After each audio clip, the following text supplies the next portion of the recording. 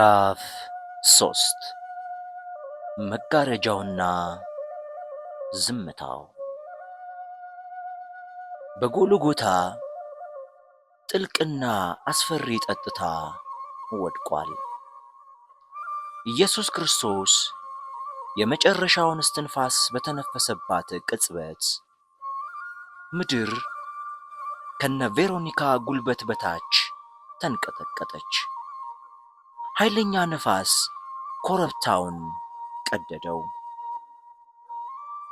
አቧራውም መሬትን ለቆ አየሩን ደበላለቀው። ወታደሮቹ ግራ ተጋብተው ተራወጡ።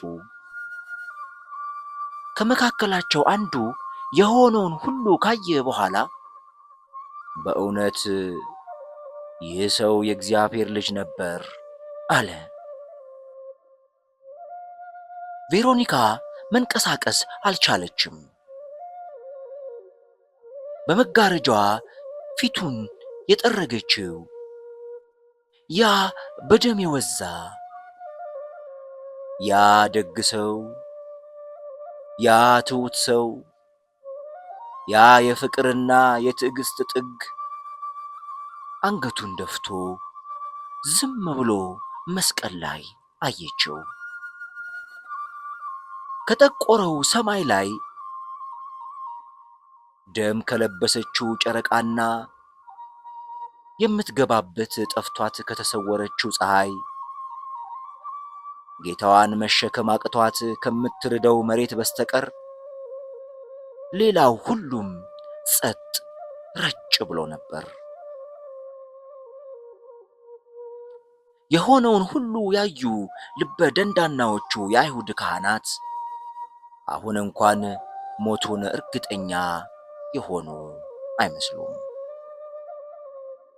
ቬሮኒካ መሸፈኛዋን ደረቷ ላይ አጣብቃ ግራ ተጋብታ የሆነበትን ግፍ ታሰላስላለች።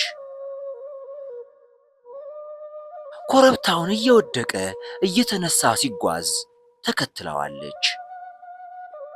መከራውን ሁሉ በልቧም በጨርቋም ላይ አትመዋለች። ሰማያት ለመጨረሻው እስትንፋሱ መልስ ሲሰጡ አይታለች። እናቱ ማርያም ከመስቀሉ ስር ተንበርክካለች። የጸጥታ ሐዘኗ ከዋይታዎች ሁሉ ታላቅ ነበር። ተወዳጁ ደቀ መዝሙር ዮሐንስ እጆቹ እየተንቀጠቀጡ በአጠገቧ ቆሞ ነበር። ቬሮኒካ ከዚህ በላይ እዚህ ትቆይ ዘንድ አቅም አነሳት።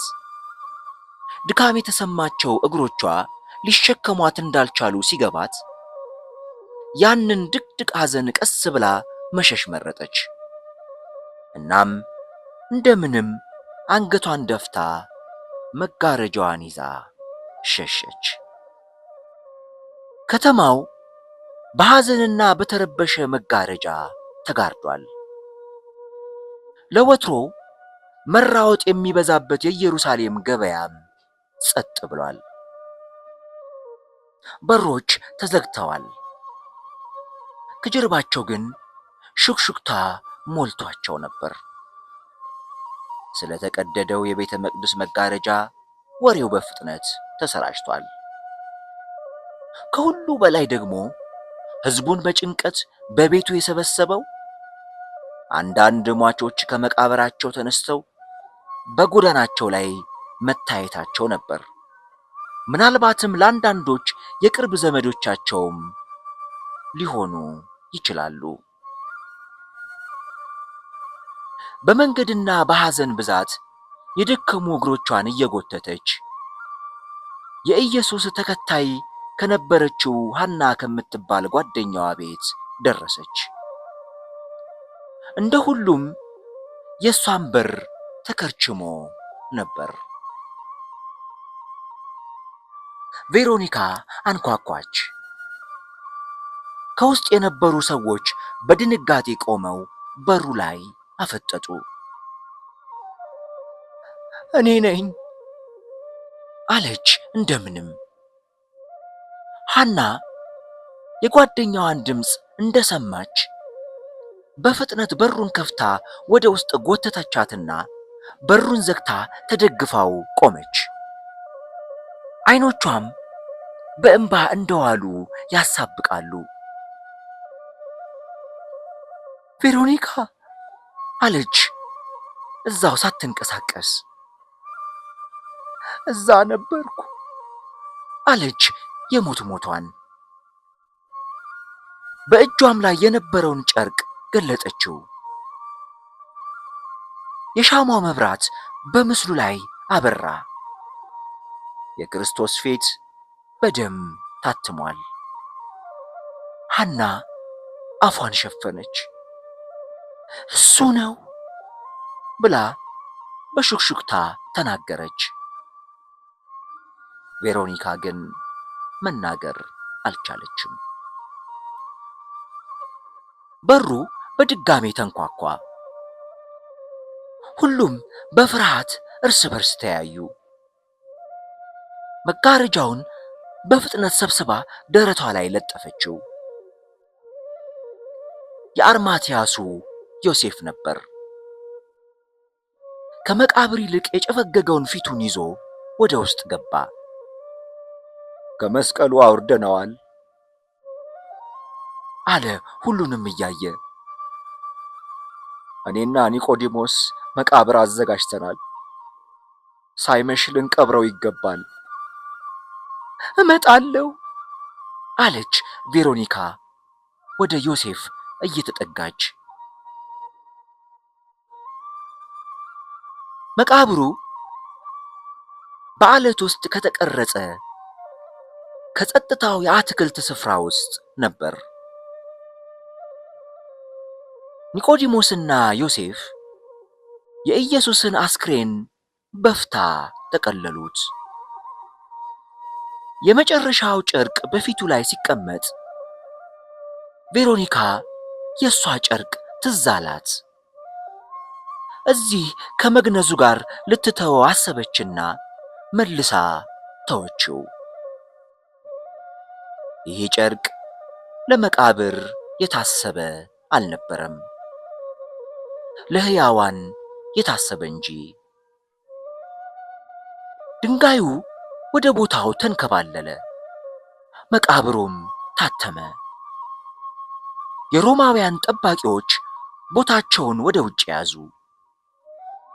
ፀሐይ ከአድማስ በታች ጠልቃ ዓለምን ጨለማ ውስጥ ጣለች። ሴቶቹም የሚሆነውን ሁሉ በጸጥታ ይመለከቱ ነበር። እንባቸውንም በእነዛ ቀዝቃዛ ድንጋዮች ላይ ጥለዋል። ሰንበት ተጀምሯል፣ ጥበቃውም ተጠናክሯል። ረጅሙ ምሽት በጸጥታ አለፈ። ኢየሩሳሌም እረፍት አጥታ ቆየች። ሹክሹክታው ግን በየመንገዱ አልቀረም። አንዳንዶች ጲላጦስ የኢየሱስ ተከታዮች አካሉን እንዳይሰርቁት በመፍራት መቃብሩን በከባድ ድንጋዮች እንዳተመውና ጠባቂዎችም እንዳስቀመጠ፣ ሌሎች ደግሞ የካህናት አለቆች ስለመነሳቱ የተናገረውን እያሰቡ እንደተጨነቁ፣ በየቦታው ወሬ ሁሉ ይህ ብቻ ሆኖ ነበር። ቬሮኒካ ግን ምንም የሰማችው ወሬ የለም። ታላቁ ስጦታ ግን በመዳፏ ላይ ነበር። በሦስተኛው ቀን ጎህ ሳይቀድ መግደላዊት ማርያምና ሌሎች ሴቶችን ተከትላ ከመቃብሩ ደረሰች። አየሩ በተስፋ ተሞልቷል። በመቃብሩ ዙሪያ የነበሩት ጠባቂዎች ወዲያና ወዲህ ተዘርረዋል። ቋጥኙ ከመቃብሩ ላይም ተንከባሎ ነበር። ወደ ውስጥ እየሮጡ ገቡ። መቃብሩ ባዶ ነበር።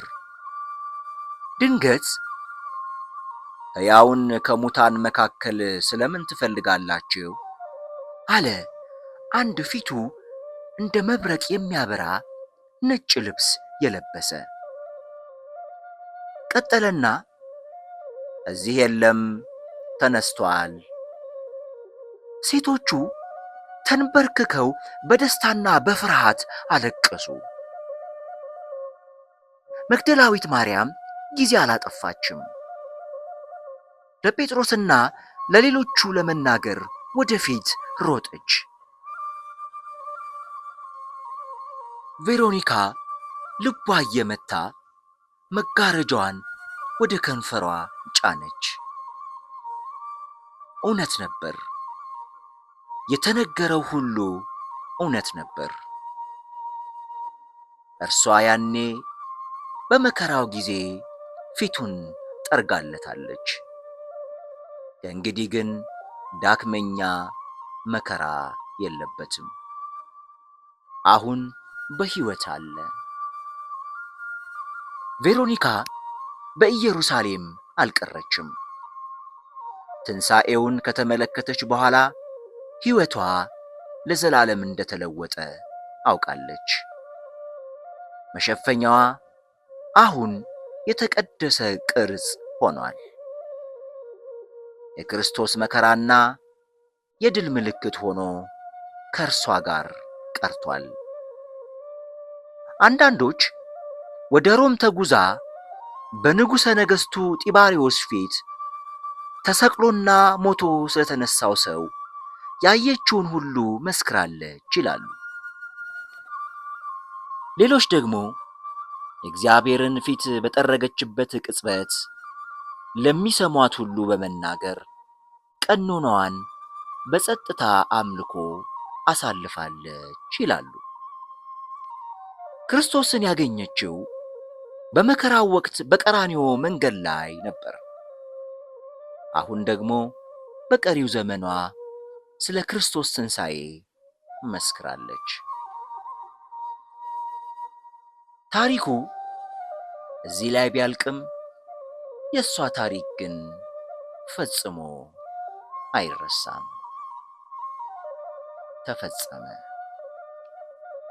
ውድ የአውደ ኦርና ቤተሰቦች በሌላ ታሪክ እስክንገናኝ እንደተለመደው ለሌሎች እንዲዳረስ ሼር በማድረግና ሐሳብ አስተያየታችሁን ደግሞ በኮሜንት ላይ አስቀምጡልን እያልን በዚሁ እንሰናበታለን። እስከ ሳምንት፣ መልካም ሳምንት። አውደ ኦርና